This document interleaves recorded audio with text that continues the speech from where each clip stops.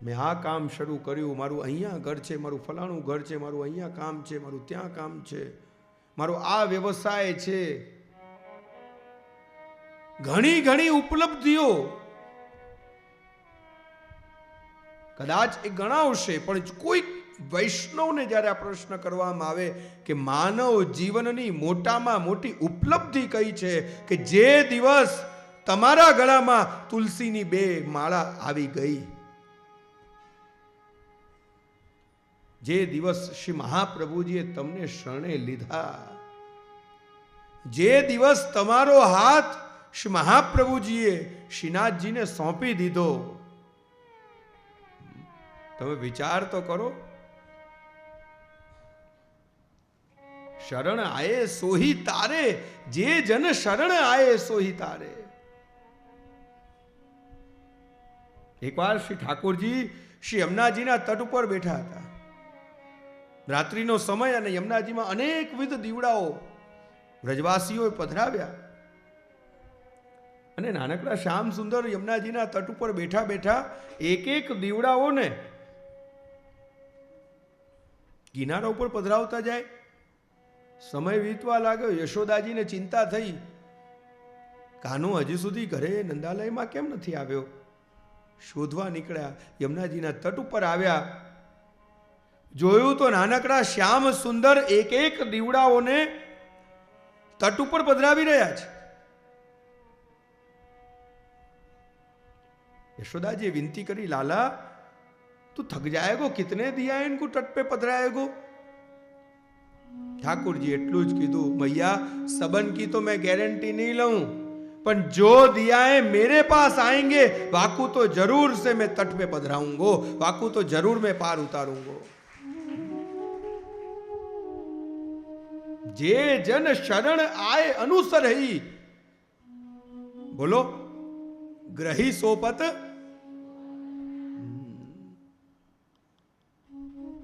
शरण आए सोही तारे. આ ભાગવતી યાત્રા શરણાગતિની યાત્રા છે. આ ભાગવતી યાત્રા ભક્તિની યાત્રા છે. આ ભાગવતી યાત્રા શુદ્ધતાની યાત્રા છે. આ ભાગવતી યાત્રા પવિત્રતાની યાત્રા છે.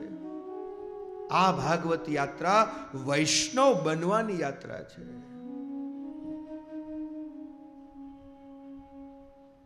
એટલે ખૂબ જ સાવધાની પૂર્વક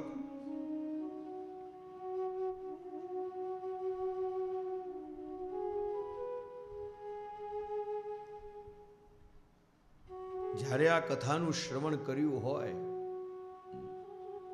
તો ખૂબ જ સાવધાની પૂર્વક એ વૈષ્ણવી દિનચર્યાનું પાલન કરજો.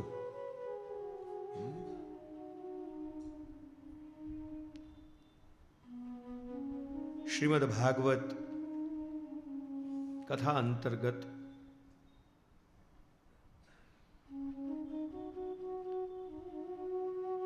સંશય, શ્રદ્ધા, સમાધાન અને સમર્પણ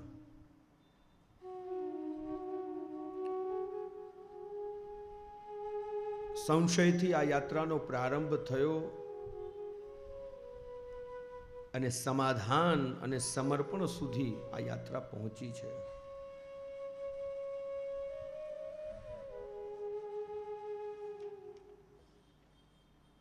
ગત દિવસ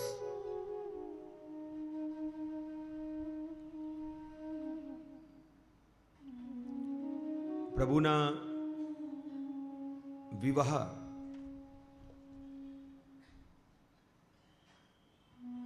જે રૂકમિણી સાથે પ્રભુએ લગ્ન કર્યા એની કથાના દર્શન આપણે કર્યા. આવો પ્રિયજનો, આજે કથાની પૂર્ણાહુતિના દિવસે સમય મર્યાદાનું ધ્યાન રાખી 12, 12:30 વિચાર એવો છે કે પૂર્ણાહુતિ કરી લઈએ. એટલે હવે લોકલ ગાડીમાં નહીં, આપણે સીધું ફ્લાઇટ જ પકડવાનું છે.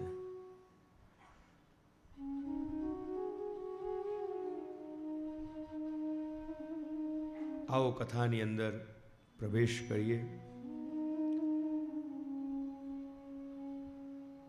સુખદેવજી મહારાજ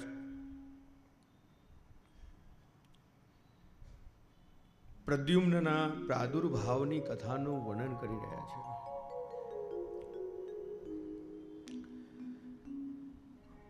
રતિ દ્વારા રક્ષા થઈ, વિવાહ થયા.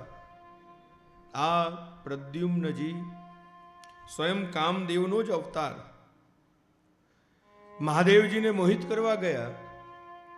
મહાદેવજીએ પોતાનું ત્રીજું નેત્ર ખોલ્યું, ભસ્મ થયા. તેથી દેહ રહિત થયા, અંગ રહિત થયા, અનંગ નામ પડ્યું. કામદેવની પત્નીએ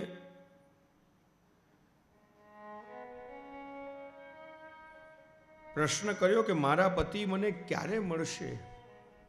કામદેવની પત્ની શિવજી પાસે આવી અને વિનંતી કરવા લાગી કે હે પ્રભુ, મારા પતિ મને પાછા ક્યારે મળે?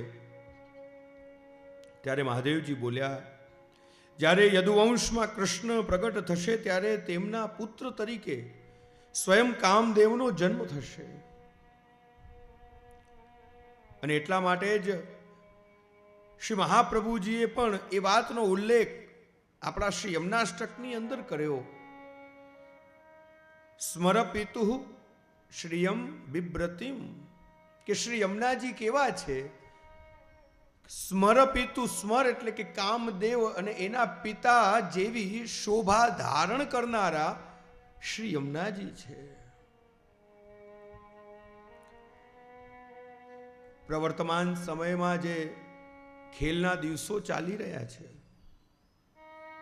એમ કહેવાય છે કે વસંત પંચમી એટલે કે કામદેવના પ્રાગટ્યનો દિવસ. અને એટલા માટે જ આપણે કળશનું પૂજન કરીએ છીએ.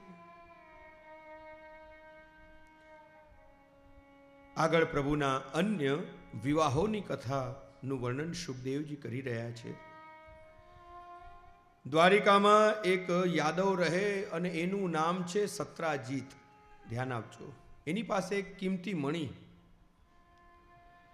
ભગવાને એને ખૂબ સમજાવ્યો કે તું આ મણી રાજકોષમાં આપ, જેનાથી જનહિત થાય.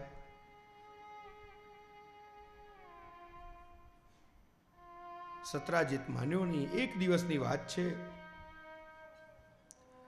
એનો એક ભાઈ પ્રસેન એ મણીને ચોરી કરીને વનમાં ચાલ્યો ગયો.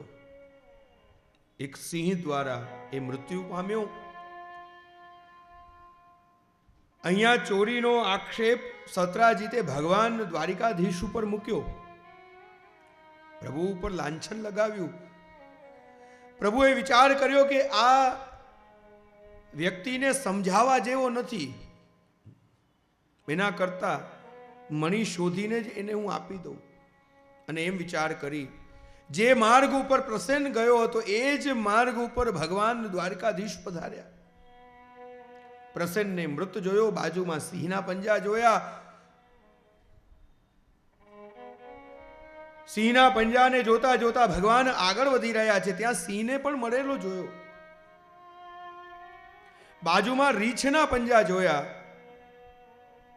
પ્રભુ આગળ વધી રહ્યા છે, ત્યાં એક ગુફા આવી જ્યાં જામવનજી રહે છે. જામવનજી સાથે ભગવાનનું યુદ્ધ થયું. જામવનજી વિચાર કર્યો કે મારા જેવો બલશાલી આ કોણ છે? ભગવાને જે સ્વરૂપમાં એમની આસક્તિ હતી, પ્રભુ શ્રી રામ, એ સ્વરૂપે એમને દર્શન આપ્યા. જામવનજીને પોતાની ભૂલ સમજાઈ. જો આ જેટલા પણ સ્વરૂપો છે, જામવનજી એ રીછનું સ્વરૂપ છે, ગરુડજી પક્ષી, હનુમાનજી વાનર, આ જેટલા પણ સ્વરૂપો છે એ બધા જ સ્વરૂપો દૈવી છે. છતાં હનુમાનજી વાનર સ્વરૂપ ધારણ કર્યું, રીછ સ્વરૂપ જામવનજી ધારણ કર્યું, કારણ જે સ્વરૂપ ઉપર એમના ઉપર કૃપા થઈ એ જ સ્વરૂપમાં એ કાયમ રહેતા. જામવંતજીને પોતાની ભૂલ સમજાઈ, ક્ષમા યાચના કરી, દંડવત પ્રણામ કર્યા અને પોતાની વાલસોઈ દીકરી જામવતી પ્રભુને અર્પણ કરી પ્રભુ સાથે એના લગ્ન કરાવ્યા. પ્રભુને મણી જે જામવંતજી પાસે હતો સત્રાજીતનો, પ્રભુને અર્પણ કર્યો. ભગવાને એ મણી સત્રાજીતને આપ્યો. સત્રાજીતને પણ પોતાની ભૂલ સમજાઈ, પ્રભુની શરણાગતિ સ્વીકારી અને પોતાની કન્યા સત્યભામા સાથે પ્રભુના લગ્ન કરાવ્યા. આગળ કાલિંદી સાથે પ્રભુના વિવાહ થયા. આ કાલિંદી શ્રી યમુનાજીમાં નિવાસ કરે છે. કાલિંદી અને શ્રી યમુનાજીમાં ભેદ છે. આ બંને અલગ સ્વરૂપ છે. કાલિંદી શ્રી મહાપ્રભુજી આજ્ઞા કરે છે કે અષ્ટ પટરાણીઓમાંની એક પટરાણી છે. આગળ મિત્રવિંદા સાથે પ્રભુના વિવાહ થયા. સત્યા, ભદ્રા, લક્ષ્મણા વગેરે પ્રભુની અષ્ટપટરાણીઓ બની, જે અષ્ટધા પ્રકૃતિ છે. એ તે સમયે એક અસુર જેનું નામ ભૌમાસુર, જે 16,100 કન્યાઓને પોતાના મહેલમાં લઈ ગયો હતો. ભગવાને એ અસુરનો ઉદ્ધાર કર્યો અને 16,100 કન્યાઓ જે એ અસુરના કેદમાં હતી એને મુક્ત કરી. આ બધી જ સ્ત્રીઓ કન્યાઓ પ્રભુના ચરણે પડી દંડવત પ્રણામ કર્યા, વિનંતી કરી, હે પ્રભુ અમારો ઉદ્ધાર કરો, અમારો સ્વીકાર કરો. પ્રભુ ચાહત તો એ 16,100 કન્યાઓને પોતાની દાસી તરીકે સ્વીકારત, પરંતુ પ્રભુએ એ 16,100 કન્યાઓ સાથે લગ્ન કર્યા છે.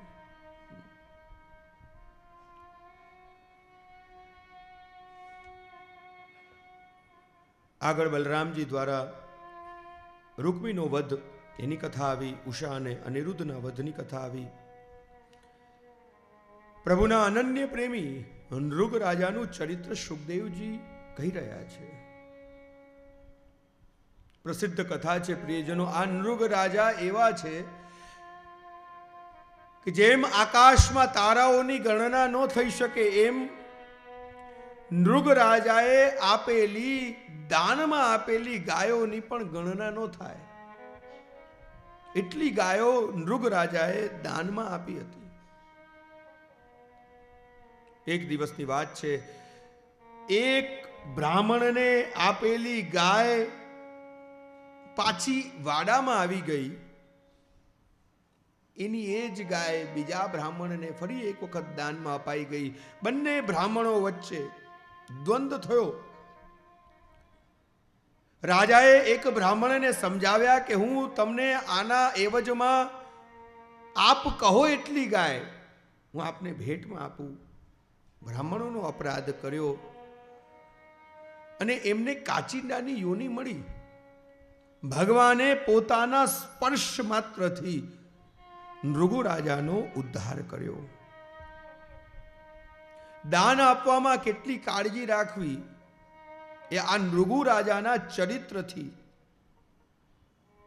આપણને સમજાય છે.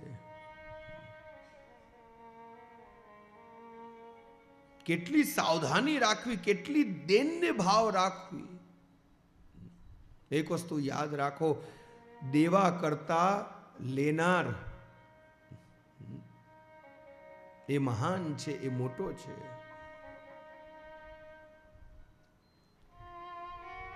રહીમજીના જીવનમાં એવો પ્રસંગ મળે છે કે ખૂબ દાન દેતા. અને એક વખત એમના પરમ મિત્ર એમની પાસે આવ્યા અને એમને કહેવા લાગ્યા, सीखे कहां नवाब जू देनी ऐसी देन,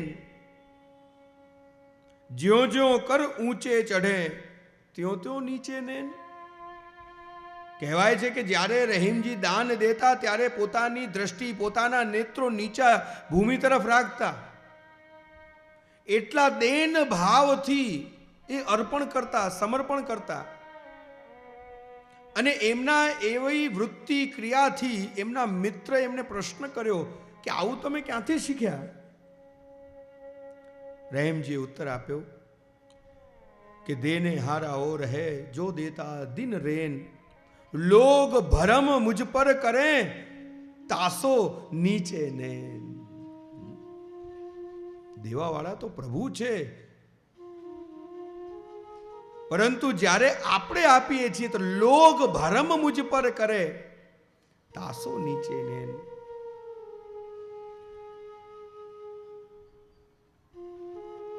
નૃગુ રાજાનું ચરિત્ર આપણને દાનનો મહિમા અને દાન દેવામાં કેટલી સાવધાની રાખવી એ વાતનું નિરૂપણ કરે છે. પ્રભુએ સ્પર્શ માત્રથી નૃગુ રાજાનો ઉદ્ધાર કર્યો. આગળ પૌંડરીકનો ઉદ્ધાર ભગવાને કર્યો. નારદજીના મનમાં વિચાર આવ્યો કે લાવો દ્વારિકા જઈને પ્રભુના ગૃહસ્થાશ્રમના દર્શન કરી આવો. 16,108 રાણીઓ સાથે દ્વારિકાધીશ કઈ રીતે રહેતા હશે? આજના સમયમાં તો એકને સચવાતી નથી, આ 16,108 કઈ રીતે સાચવતા હશે? અને જ્યારે આવો ભાવ મનોરથ રાખીને દ્વારિકામાં આવ્યા, પ્રભુની એ વિવિધતમ લીલાઓના દર્શન કરીને કૃતજ્ઞ બન્યા. એક રાણીના મહેલમાં પ્રવેશ કર્યો, જુએ છે તો પ્રભુ એ રાણી સાથે ભોજન આરોગી રહ્યા છે. કોઈક રાણીના મહેલમાં બાળકો સાથે ખેલી રહ્યા છે. કોઈક રાણીના મહેલમાં ઠાકુરજી એ રાણીના ગૃહ કાર્યમાં મદદ કરી રહ્યા છે. કોઈક રાણીના કેશ પ્રભુ સંવારી રહ્યા છે. કોઈક મહેલમાં પ્રભુના એવા દર્શન થયા કે એ રાણી સાથે પ્રભુ ચોપાટ ખેલી રહ્યા હતા. પ્રભુના ગૃહસ્થાશ્રમના દર્શન કરી, સુંદર એવો દિવ્ય પ્રભુનો આ પરિવારના દર્શન કરી નારદજી કૃતજ્ઞ બન્યા. આગળ શુકદેવજી મહારાજ જરાસંઘ વધની કથાનું વર્ણન કરી રહ્યા છે. યુધિષ્ઠિર દ્વારા રાજસુ યજ્ઞ, જેમાં શિશુપાલનો ઉદ્ધાર ભગવાને કર્યો. યુધિષ્ઠિર રાજાએ રાજસુ યજ્ઞની તૈયારીઓ કરી અને બધા જ ભાઈઓને વિવિધ કાર્યોની સોંપણી કરવામાં આવી. ભીમને રસોડું સોંપ્યું, ભોજન વ્યવસ્થા, દુર્યોધનને દાન, અને આમ બધા જ ભાઈઓને અલગ અલગ જવાબદારીઓ સોંપી. પ્રભુએ વિનંતી કરી, હે યુધિષ્ઠિર રાજા, મને પણ આ યજ્ઞમાં જેટલા પણ સંતો પધારે એમના ચરણ પ્રક્ષાલન, ચરણ ધોવાની સેવા, એમની ચરણ સેવા મને સોંપજો. પ્રભુએ સંતોના ચરણ ધોવાની સેવા સ્વીકારી. યજ્ઞની તૈયારીઓ પૂર્ણ થઈ. યુધિષ્ઠિર રાજાએ પ્રશ્ન કર્યો કે આ યજ્ઞમાં સૌથી પહેલું પૂજન કોનું કરવું? સર્વાનુમતે એવું નક્કી કરવામાં આવ્યું કે સૌથી પહેલું પૂજન દ્વારિકાધીશનું જ થવું જોઈએ. બધાએ હામી ભરી, પરંતુ એક શિશુપાલ માન્યો નહીં. ઊભો થયો અને ભગવાનનું અપમાન કરવા લાગ્યો. એક નહીં, બે નહીં, 100 અપરાધ ભગવાને એના ક્ષમા કર્યા. વિચાર તો કરો પ્રિયજનો, જો આપણને સેવા કરતા જો અપરાધનો ભય હોય તો આ ચરિત્ર આપણા બધા માટે ઔષધિ રૂપ છે. શિશુપાલ જેવા મહાદુષ્ટના જો 100 અપરાધ ભગવાન ક્ષમા કરતા હોય, ભૂલી જતા હોય, તો આપણે તો શ્રી મહાપ્રભુજીના સેવકો છીએ.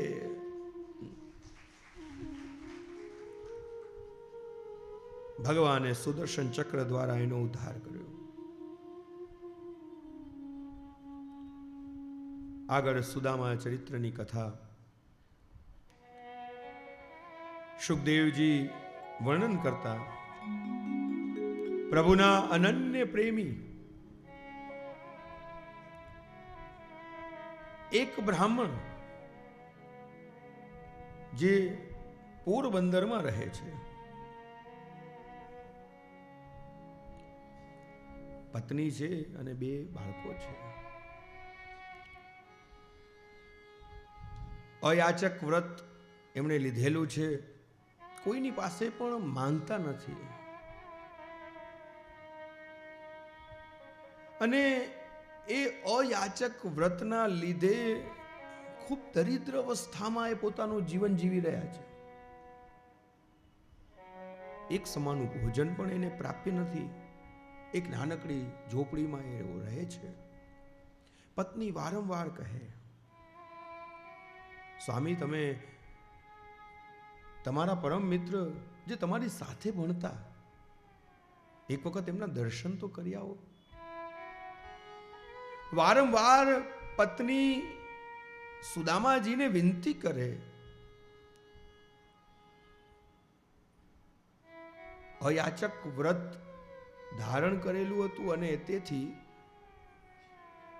નિષ્કામ ભાવ એની અંદર હતો કે હું ભગવાન પાસે એક લૌકિક તુચ્છ કામનાઓ લઈને જાઉં, મારાથી શક્ય ન બને. યાદ કરો પ્રિયજનો, આપણા ગદાધર દાસ જેમના સેવ્ય નિધિ આપણા જામનગરની અંદર બિરાજે છે, શ્રી મદન મોહન પ્રભુ. આવો આપણે સૌ શ્રી મદન મોહન પ્રભુના યુગલ ચરણારવિંદમાં કોટાન કોટી દંડવત પ્રણામ કરીએ. આ ગદાધર દાસનું પણ કંઈક એવું જ અવ્યાવૃત, જો આ પ્રસંગ વાંચો તો આપને ખ્યાલ આવશે. આ બધા તો જામનગરના છો.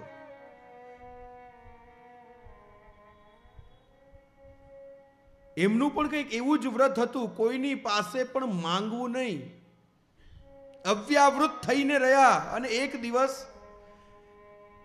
પ્રભુએ એમની કસોટી કરી. પ્રાપ્ય દ્રવ્યમાં સંતોષ રાખતા, જે પણ આવતું એનાથી જે પોતાનો નિર્વાહ કરતા. એક દિવસ ઠાકુરજીએ વિચાર કર્યો, આણે સંકલ્પ તો લઈ લીધો છે અવ્યાવૃતનો, આને નિયમ તો લીધો છે, લાવ આની હું કસોટી કરું. એ દિવસ કોઈ પણ વ્યક્તિ એને ભિક્ષા દેવા માટે આવ્યા નહીં. સવારની બપોર, બપોરની સાંજ, રાત્રિ, પ્રહરો વીતવા લાગી. ઠાકુરજીને એક નાનકડી જલની લોટી ધરી શ્રી મદન મોહન પ્રભુને, હે પ્રભુ, કૃપા કરીને આપ આરોગજો માનસીમાં. રોજનો એવો નિયમ. ઠાકુરજીને મુઠ્ઠી સામગ્રી ધરે, 4 વૈષ્ણવને બોલાવે અને વૈષ્ણવનું સમાધાન કરે, વૈષ્ણવને મહાપ્રસાદ લેવડાવે. રાત્રિનો સમય આવી ગયો અને મનમાં એટલો બધો તાપ કે મેં મારા પ્રભુનું સમાધાન ન કર્યું, મેં મારા વૈષ્ણવનું સમાધાન ન કર્યું. આજે આખો દિવસ વીતી ગયો.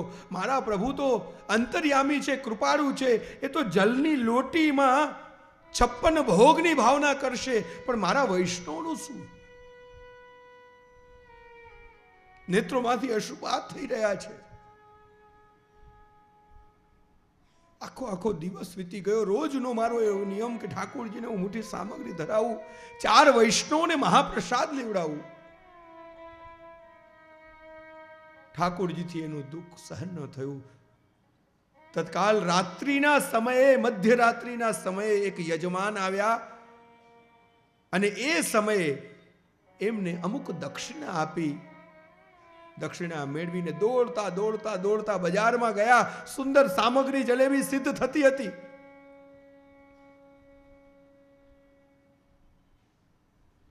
દ્રવ્ય આપ્યું, સામગ્રી પધરાવી, દોડતા પાછા ઠાકોરજી પાસે આવ્યા. ઠાકોરજીને ભોગ ધરી રાત્રિના સમય વૈષ્ણવને બોલાવ્યા.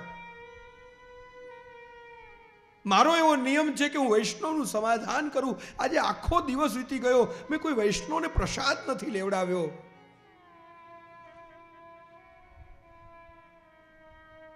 વૈષ્ણવ આવ્યા છે, વૈષ્ણવે મહાપ્રસાદ લીધો. ગદાધર દાસને કહેવા લાગ્યા, અરે ગદાધર દાસ, અમે રોજ તારે ત્યાં પ્રસાદ લઈએ છીએ, પણ આવો સ્વાદ અમને આવ્યો નથી. આજે આ પ્રસાદમાં કંઈક વિશેષ સ્વાદ છે.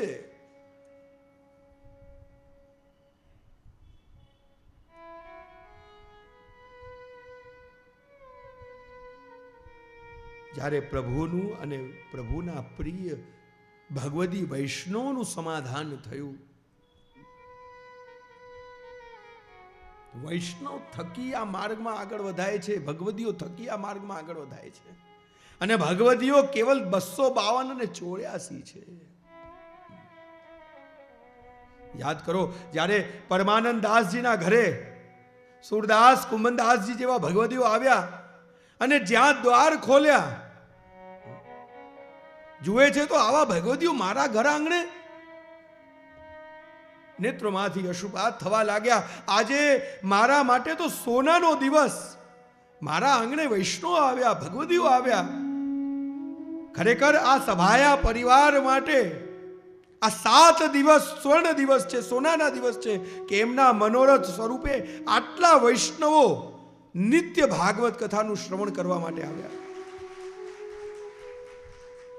અને એવો જ ભાવ પરમાનંદ દાસજીનો, ઓહો, આજે તો કેવો મોટો દિવસ કે મારા આંગણે આટલા ભગવદીઓ, સુરદાસજી જેવા. હાથ પકડીને બેસવાનું સ્થાન આપ્યું. પ્રભુ આપ બિરાજો, તમે વાર્તા વાંચો. ભાવ પ્રકાશમાં શરરાયજી કહી રહ્યા છે કે જ્યારે આ ભગવદીઓના દર્શન કર્યા તો પરમાનંદ દાસજીને એમ થયું કે આ ભગવદીઓ નહીં, શ્રીનાથજી બાવા સાક્ષાત આટલા બધા સ્વરૂપ ધારણ કરીને મારા ઘર આંગણે પધાર્યા છે. હું આ મનોરથી પરિવારને પણ એ જ ભાવ રાખવા માટે કહીશ કે આ કોઈ વૈષ્ણવ નથી, આ સાક્ષાત શ્રીનાથજી બાવા આટલા બધા સ્વરૂપ ધારણ કરીને 7 દિવસ સુધી તમારા મનોરથ પૂર્ણ કરવા માટે પધાર્યા છે. અને એ ભગવદીઓને જોઈને એમના મુખમાંથી એ શબ્દો સરી પડ્યા, આયે મેરે નંદ નંદન કે પ્યારે, માલા તિલક મનોહર બારા બાના ત્રિભુવન કે ઉજિયારે, આયે મેરે નંદ નંદન કે પ્યારે. પુષ્ટિ માર્ગમાં ભગવદીઓનું સ્વરૂપ સૌથી ઉત્તમ છે. તમે વિચાર કરો, કોઈ એવો માર્ગ નથી, કોઈ એવો સંપ્રદાય નથી. દરેક માર્ગ, દરેક ધર્મ, દરેક સંપ્રદાયની અંદર ભગવદ ચરિત્રનું ગાન થતું હોય છે. પરંતુ આપણો પુષ્ટિ માર્ગ એવો છે કે જ્યાં 252-84 ભગવદીઓના ચરિત્રનું ગાન સ્વયં શ્રી હરિરાય મહાપ્રભુ, શ્રી ગોકુલનાથજી જેવા ભગવદ આચાર્યો કરે છે. ભગવદીઓનું ગાન, ભગવદીઓના ચરિત્રનું ગાન સ્વયં ગુરુ શ્રી ગોકુલનાથજી, શ્રી હરિરાયજી કરે. વિચાર તો કરો આ માર્ગની દિવ્યતા, આ માર્ગની ઉત્તમતા, આ માર્ગની એ શિખર, એ ભક્તિનું એ શિખર કે અહીંયા ભગવદીઓ સૌથી મોટા છે. ઓલા વૈષ્ણવો રાત્રિના સમયે ગામના ચોરા ઉપર મંડળી ભેગી થઈ અને કીર્તન ગાન કરવા લાગી. અને શ્રી હરિરાયજી પાસે જૈન આવ્યો ફરિયાદ લઈને કે તમારા વૈષ્ણવ અહીંયા કીર્તન કરે છે ને અમને વિક્ષેપ થઈ રહ્યો છે. અને શ્રી હરિરાયજી દોડતા દોડતા પધાર્યા એ વૈષ્ણવોને રોકવા માટે, અને સ્વયં જે દ્રશ્ય જોયું પોતે રોકાઈ ગયા. વૈષ્ણવ કીર્તન ગાન કરી રહ્યા છે અને કીર્તન ગાનની મંડળીની મધ્યમાં સ્વયં શ્રીનાથજી બાવા નૃત્ય કરી રહ્યા છે. અને જ્યારે એ દર્શન શ્રી હરિરાયજીએ કર્યા, શ્રી હરિરાયજીના મુખમાંથી એ શબ્દો સરી પડ્યા, હું વારી વલ્લભિયન પર. अपने तन को करो बिछोना, शीश धरूं इनके चरणन पर, हो वारी न वल्लभियन। ધન્ય છે આ ભગવદીય, ધન્ય છે આ વૈષ્ણવો કે જેના વશ સ્વયં શ્રીનાથજી બાવા છે, જેમના આધીન સ્વયં શ્રીનાથજી બાવા છે. अपने तन को करो बिछोना, शीश धरूं इनके चरणन पर. ધન્ય છે આ ભગવદીય. અને એવા જ ભગવદીય આપણા ગદાધર દાસ. તમે ભાગ્યશાળી છો વાલા વૈષ્ણવો કે એ ભૂમિમાં રહો છો. તમને નિત્ય દર્શનનો લાભ મળે છે, તમને નિત્ય સાનિધ્ય મળી રહ્યું છે.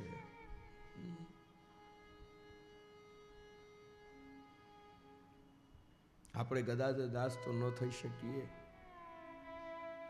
પરંતુ એમના જેવો રંચક કણિકા ભાવ પણ જો આપણી અંદર પ્રગટ થઈ જાય ને તો આપણું વૈષ્ણવી જીવન ધન્ય બની જશે. આપણે 252-84 ની કક્ષામાં અને એમના જેવા કદાચ ન પણ થઈ શકીએ, પરંતુ એમની ચરણની રજ પણ જો આપણને મળી જાય તો આપણું આ વૈષ્ણવી જીવન ધન્ય બને. સુદામાજીએ પણ એ જ અવ્યાવૃત, કોઈની પાસે માંગવું, હાથ લાંબો જ નથી કરવો. જે મળે યથા લાભ સંતોષ, જે મળી રહ્યું છે એમાં સંતોષ, એવું વ્રત. તમે વિચાર કરો, આ કઈ સરળ નથી. નિયમ લઈ લઈએ પણ એ નિયમને પાલન કરવું એ કઈ સરળ નથી. કેટલા કાંટા ઉપરથી ચાલવું પડે છે. ખૂબ આગ્રહ કર્યો. અને જ્યાં સ્ત્રી હટ, સુદામાજીએ પણ નમતું મૂક્યું. પત્નીને કહેવા લાગ્યા, હું મારા મિત્ર દ્વારકાધીશને ત્યાં જાઉં, પણ હું ખાલી હાથે કઈ રીતે જાઉં? પત્રમ પુષ્પમ ફલમ તોયમ યોમે ભક્તા પ્રયચ્છતિ. કશું લઈને તો ઘરમાં શોધ્યું તો એક મુઠ્ઠી તાંબુલ એક ફાટેલા વસ્ત્રમાં સુદામાજીની પત્નીએ બાંધીને સુદામાજીને આપ્યા. અને એ મુઠ્ઠી તાંબુલને લઈને સુદામાજી ભગવદ નામ લેતા લેતા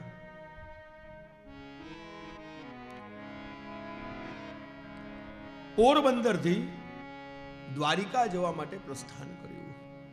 चले श्याम सुंदर से मिलने सुदामा, चले श्याम सुंदर से मिलने सुदामा.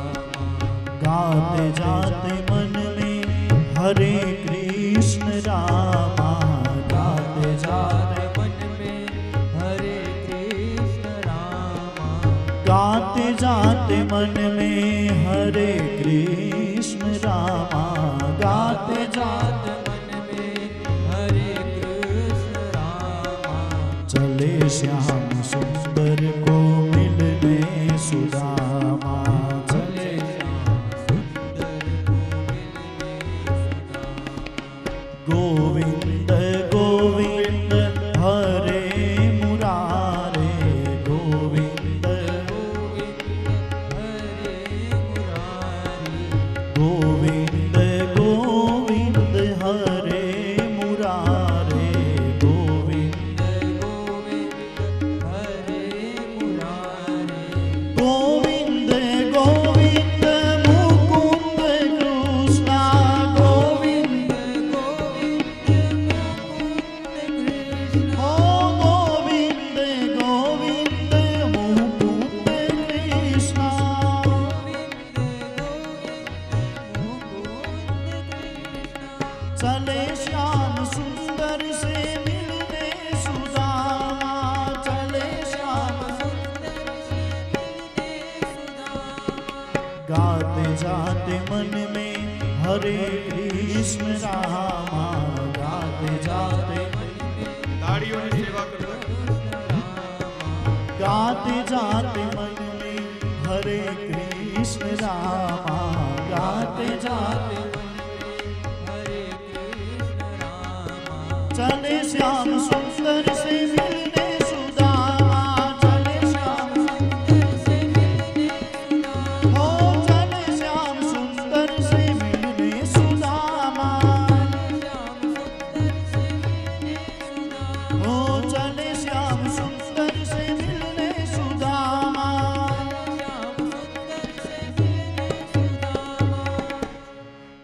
ભગવદ નામ લેતા લેતા સુદામા પોરબંદરથી દ્વારિકા આવ્યા. દ્વારપાલોએ જ્યારે આ સંદેશો દ્વારકાધીશને આપ્યો, દ્વારકાધીશ દોડતા દોડતા દ્વાર ઉપર આવ્યા. સુદામાનો હાથ પકડીને પોતાના સિંહાસન ઉપર બિરાજમાન કર્યા અને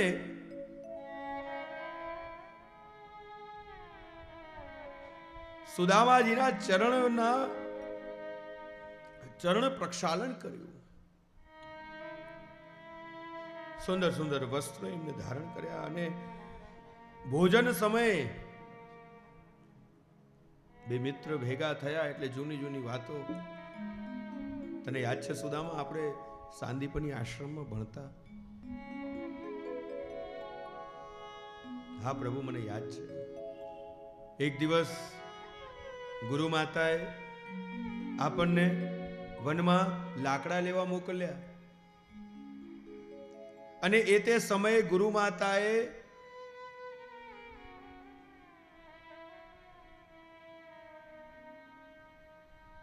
આપણને આરોગવા માટે ચણા આપ્યા હતા. યાદ છે તને? હા પ્રભુ, યાદ છે. તું એકલો એકલો ખાઈ ગયો હતો. સુદામાજી મનમાં વિચાર કરે, પ્રભુ હું કાંઈ ભૂલ્યો નથી, મને યાદ છે મેં આપનો ભાગ પણ હું આરોગી ગયો અને એનું જ પરિણામ મારા જીવનમાં દરિદ્રતા આવી છે. સમય વીતવા લાગ્યો. સુદામાજીએ પ્રભુને વિનંતી કરી, પ્રભુ હવે આપ આજ્ઞા આપો તો હું પાછો મારા ઘરે જાઉં. સુદામાજી પોતાના મૂળ સ્વરૂપ જે વસ્ત્ર ધારણ કરીને આવ્યા હતા એ જ વસ્ત્ર ધરાવીને પાછા પોરબંદર તરફ નીકળ્યા. જ્યાં પોતાના ઘર તરફ આવ્યા, મંદિર દેખ ડરે દૂર સુદામા. જે સ્થાન ઉપર સુદામાજીની નાનકડી ઝોપડી હતી એ સ્થાન ઉપર સુંદર મજાનું એક મહેલ ઊભો થઈ ગયો. મનમાં વિચાર કરવા લાગ્યા, શોક કરવા લાગ્યા કે એક નાનકડી ઝોપડી પણ વહી ગઈ અને ત્યાં જ સુંદર સુંદર નવા વસ્ત્ર ધારણ કરીને સુદામાજીની પત્ની અને બાળકો દોડતા દોડતા એમનું સ્વાગત કરવા માટે આવ્યા અને જ્યાં એમના તેજોમય દિવ્ય સ્વરૂપના દર્શન કર્યા, પ્રભુની એ કરુણા, પ્રભુએ આટલું આટલું મને આપ્યું છતાંય મને જતાવ્યું પણ નહીં. એક સાધારણ વ્યક્તિ એક નાનકડી વસ્તુનું પણ દાન કરે છે તો 100 વખત એનું ગુણગાન કરે છે. હે પ્રભુ, આપે આટલી આટલી કૃપા કરી છતાં પણ આપે એ વાત ક્યારેય જતાવી નહીં. પ્રભુએ સુદામાજીને સકલ મનોરથ પૂર્ણ કર્યા.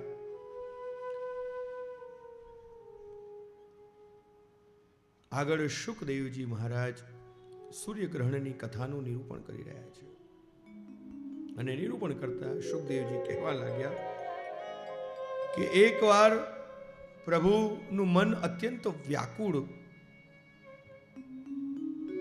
પ્રલયકારી સૂર્યગ્રહણ આવવાનું છે. પ્રભુએ બધા જ યાદવોને ભેગા કરીને કુરુક્ષેત્રમાં બ્રહ્મકુંડમાં સ્નાન કરવાની યોજના બનાવી.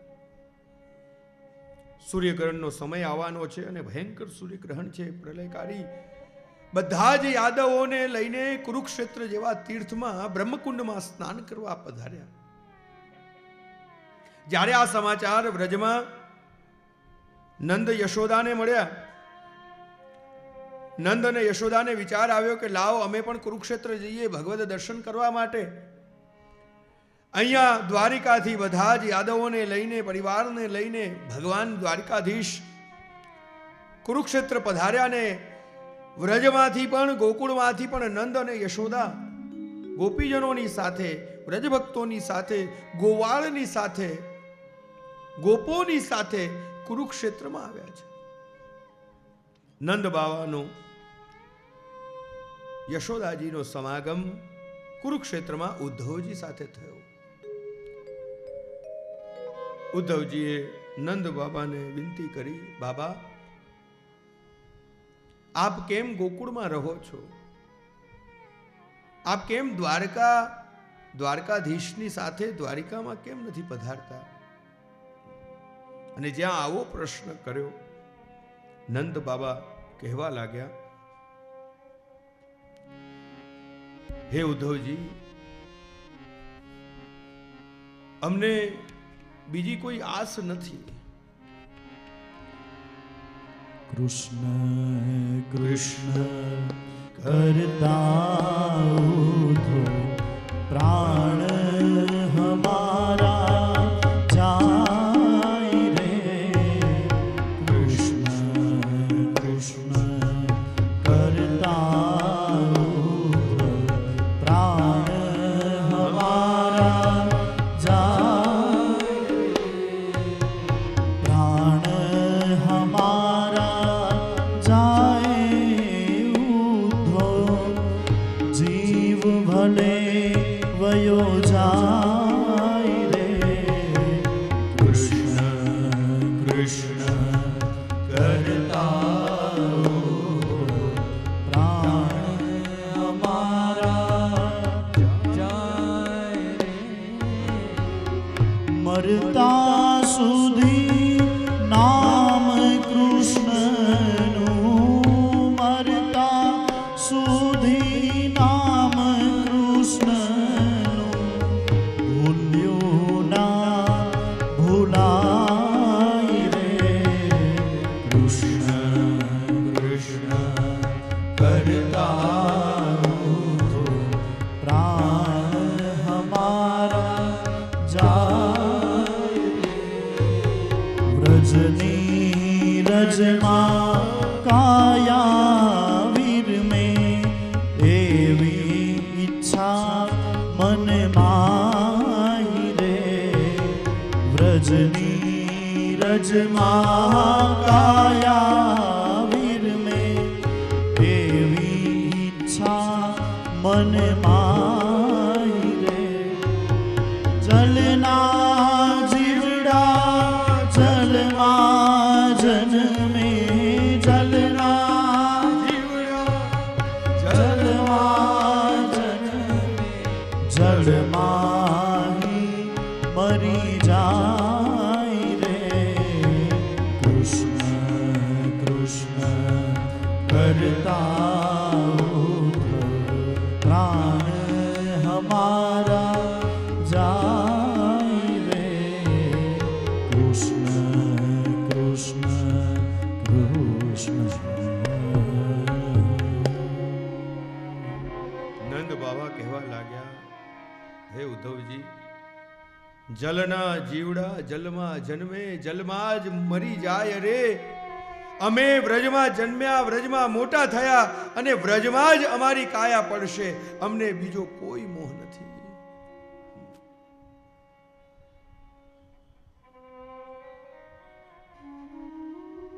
નંદ બાબા, યશોદા મૈયા, ગોપીજનો, વ્રજ ભક્તો બધા જ ઠાકુરજીને મળ્યા, દ્વારિકાધીશને મળ્યા. ખૂબ સુંદર વર્ણન સુખદેવજી મહારાજ કરી રહ્યા છે કે બધા ભેગા થઈને બ્રહ્મકુંડમાં સૂર્યગ્રહણ સમયે સ્નાન કર્યું છે.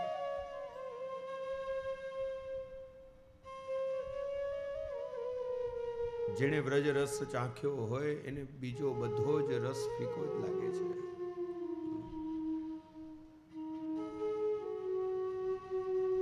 નંદ બાબા પણ એવું જ કહી રહ્યા છે કે અમે વ્રજ છોડીને ક્યાંય નહીં જઈએ.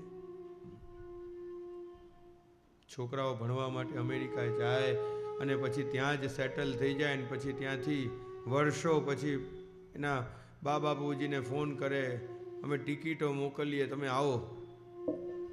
નાનકડા ગામડામાં રહેતા હોય.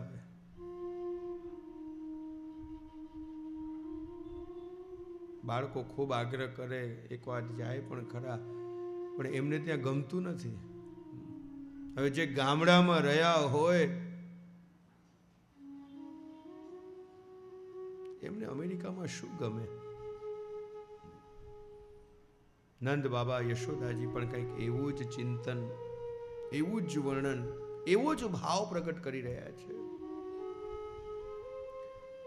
આગળ શુકદેવજી 86મા અધ્યાયમાં સુભદ્રા હરણની કથાનું વર્ણન કરી રહ્યા છે.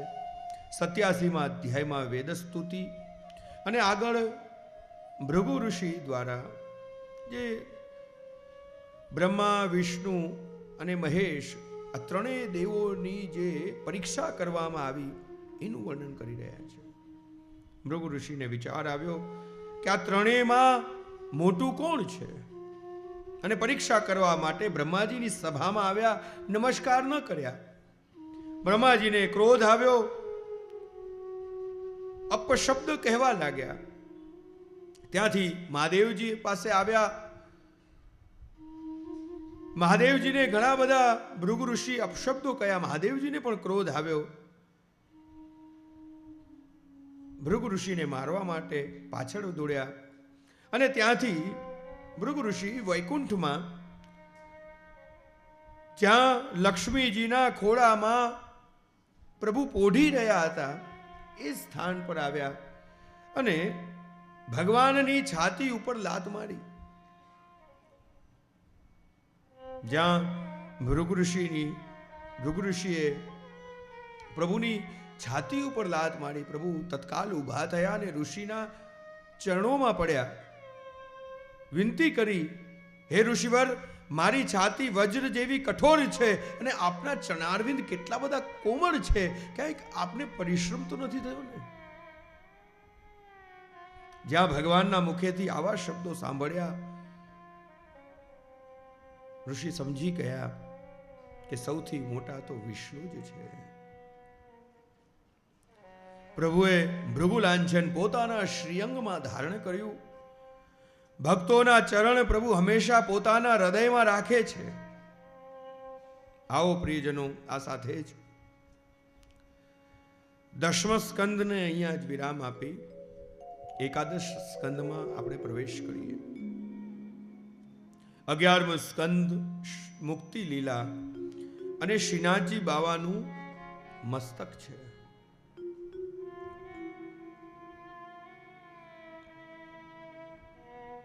નારદજી ભગવદ સત્સંગ માટે દ્વારિકા આવ્યા છે. વસુદેવજી સાથે ખૂબ સુંદર મજાનો સત્સંગ ચાલ્યો. નારદજીએ વસુદેવજીને ભાગવત ધર્મનો ઉપદેશ આપ્યો.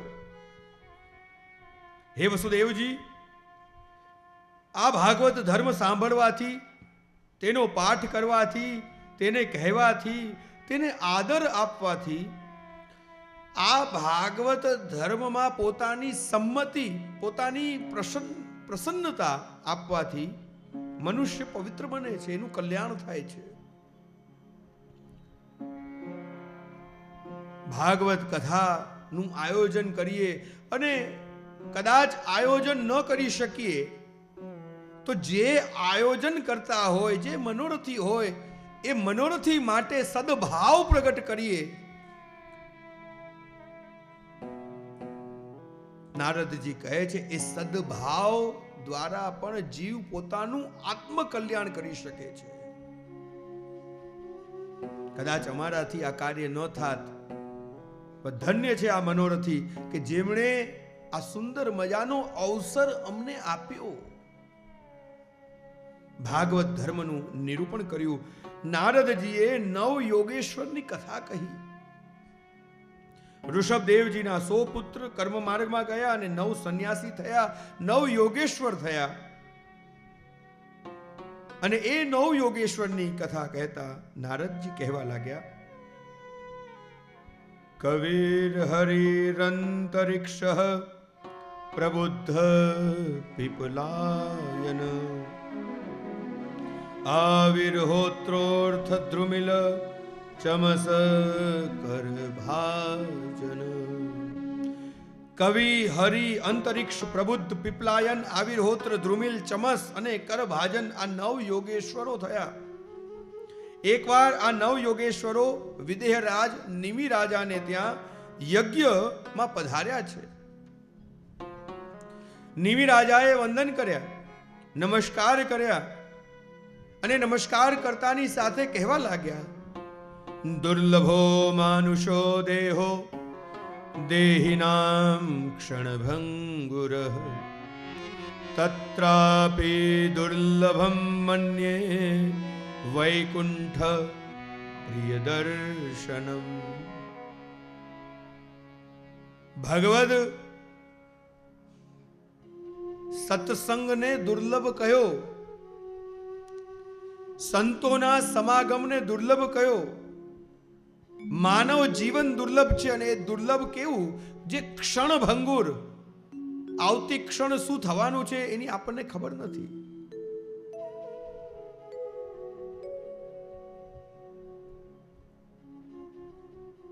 હે યોગેશ્વરો, આપનું આવવું અત્યંત દુર્લભ છે.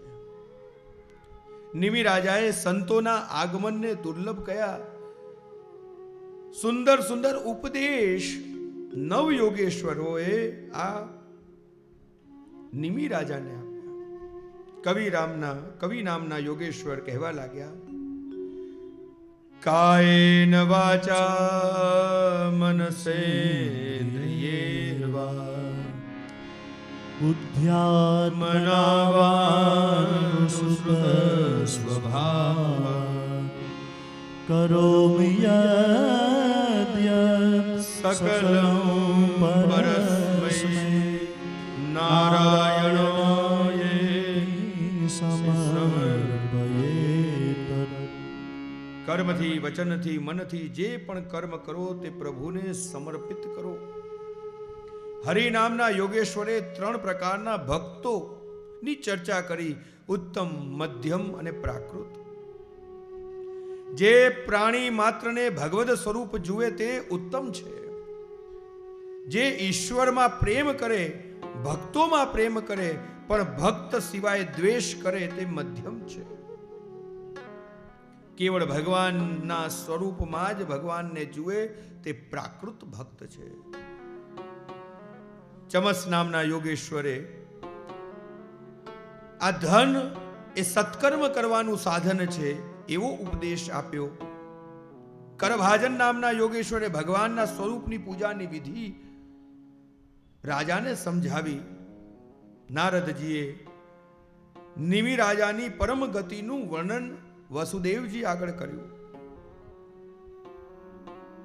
આગળ શુકદેવજી મહારાજ ભગવાનને સ્વધામ પધારવાની જે લીલા છે એ લીલાનું વર્ણન કરતા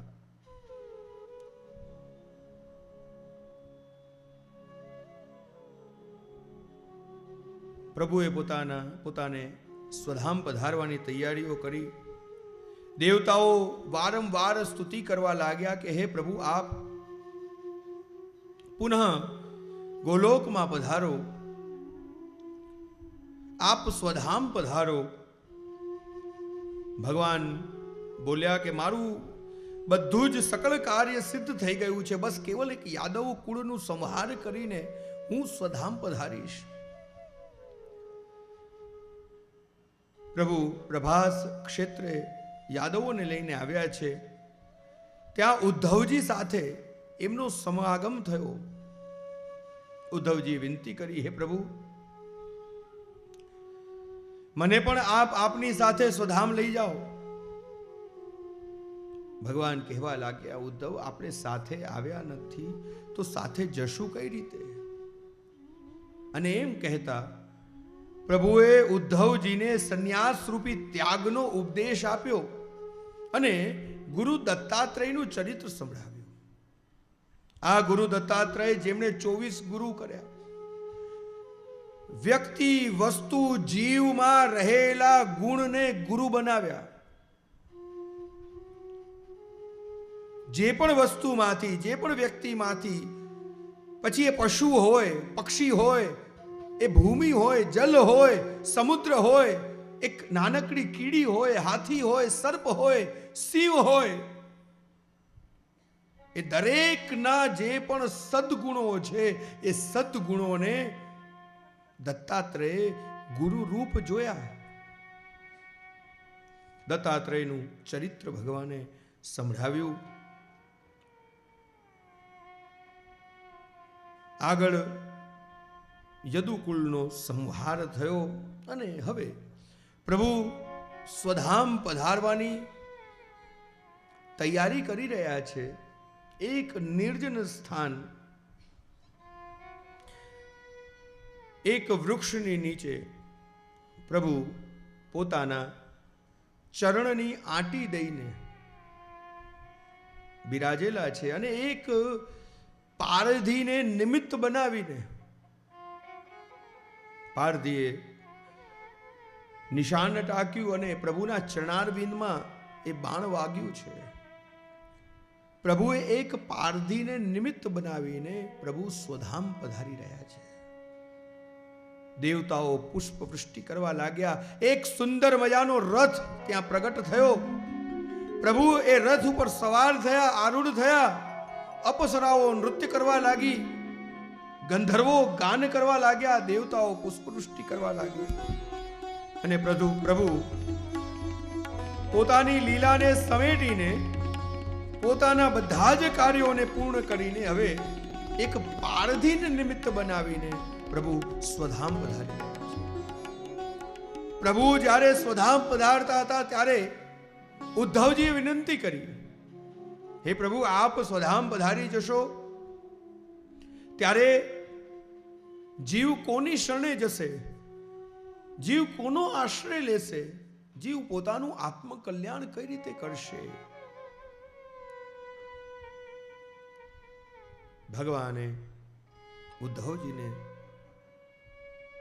ઉપદેશ આપ્યો કે હે ઉદ્ધવ, હું સ્વધામ પધારું છું, પણ સ્વધામ પધારતી વખતે મારું સંપૂર્ણ તેજ પુંજ હું કળિયુગમાં શ્રીમદ ભાગવતની અંદર પધરાવીશ અને જે જીવ આ ભાગવતનો આશ્રય કરશે એનું કલ્યાણ થશે.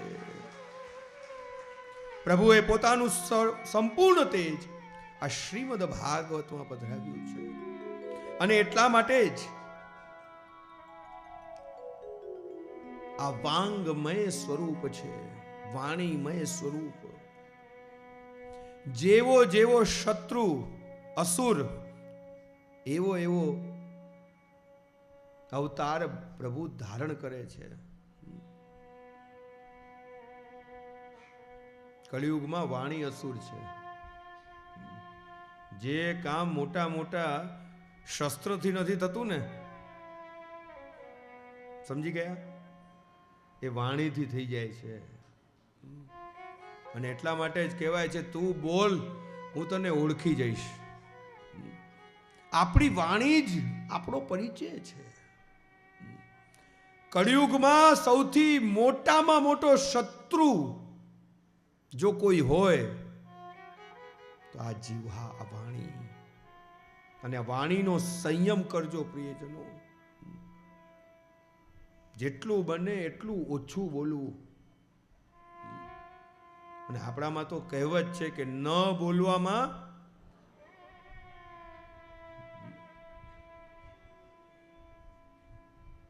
મૌનથી જે કાર્ય થાય છે ને એ બોલવાથી નથી થતા. કોઈને ક્રોધ આવ્યો હોય, સામે ક્રોધ કરીએ ને તો એ અગ્નિમાં ઘી હોમવા જેવું થાય. પરંતુ કોઈ સામેવાળી વ્યક્તિને જ્યારે ક્રોધ આવ્યો હોય ત્યારે મૌન રહીએ, શાંત રહીએ, તો એ ક્રોધ આપોઆપ શાંત થઈ જાય છે. આ કળિયુગમાં વાણી જ અસુર છે.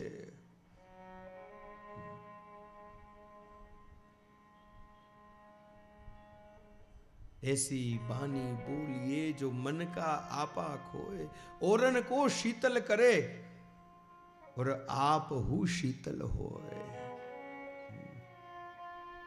જેને સાંભળવાથી બીજાને શીતલતા મળે, કોમલતા મળે, આનંદ થાય એવું મીઠું બોલીએ. એ તો ઘણા તો એવા હોય કે એને તો વતાવાય જ નહીં.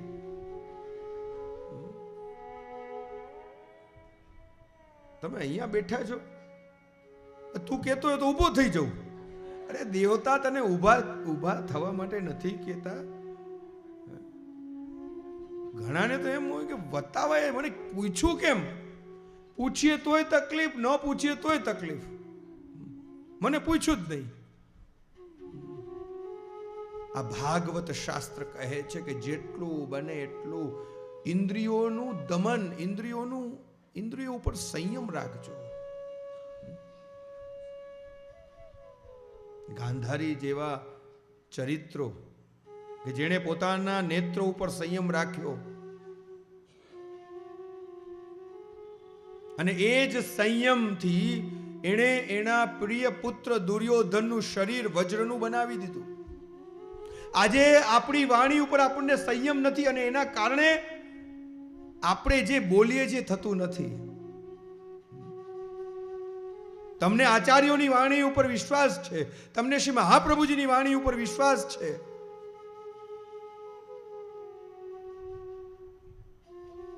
ભગવદ્ ગીતાની અંદર જે મોટામાં મોટું તપ કહ્યું છે ને એ વાણીનો નિગ્રહ, વાંગમય તપ, જેને આપણે કહી શકાય કે વાણીમય તપ, કે જેટલું બને એટલું સંયમ રાખો, જેટલું બને એટલું સત્ય બોલો, જેટલું બને એટલું મીઠું બોલો, જેટલું બને એટલું બીજાને સારું લાગે, સૌહાર્દ સંબંધો બંધાય એવી વાણી, કડીથી કડી જોડાઈ જાય એવી વાણી, ઓલી કાતર જેવી વાણી નહીં. ઘણાને એવી ટેવ જ હોય કાનમાં વિષ રેડવાની. સાવધાન થજો પ્રિયજનો. અને અમે તો કડીવાળા છીએ, કાતરવાળા નથી. અમારું કાર્ય જોડવાનું છે, તોડવાનું નથી. પરસ્પર વૈષ્ણવમાં પ્રેમ વધે, વૈષ્ણવોનો વલ્લભ કુળમાં પ્રેમ વધે, એ કાર્ય અમારું છે. અમે હું તો મારું કાર્ય કરીને નથી ચાલતો. અમારું કાર્ય છે કેવલ બસ જોડવાનું.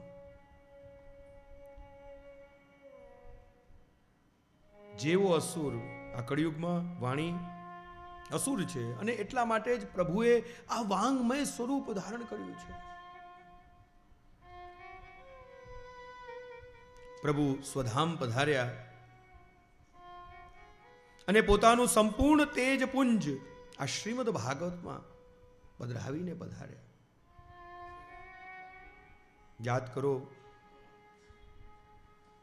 એ કાશી હનુમાન ઘાટ અને શ્રી મહાપ્રભુજી આસુર વ્યામો લીલાની તૈયારી કરી રહ્યા છે. સંન્યાસ ધારણ કર્યો છે, મૌન વ્રત છે આપનું. આપ કોઈથી બોલતા નથી. કટી સુધી શ્રી ગંગાજીમાં પ્રવેશ કર્યો અને ત્યાં આપના બંને બાળકો શ્રી ગોપીનાથજી મહારાજ, શ્રી ગુસાઈજી પ્રભુચરણ બે હાથ જોડીને અનેકવિધ ભગવતી વૈષ્ણવની સાથે વિનંતી કરી રહ્યા છે. अब हमारो कर्तव्य का है. શ્રી મહાપ્રભુજીનું મૌન વ્રત હતું.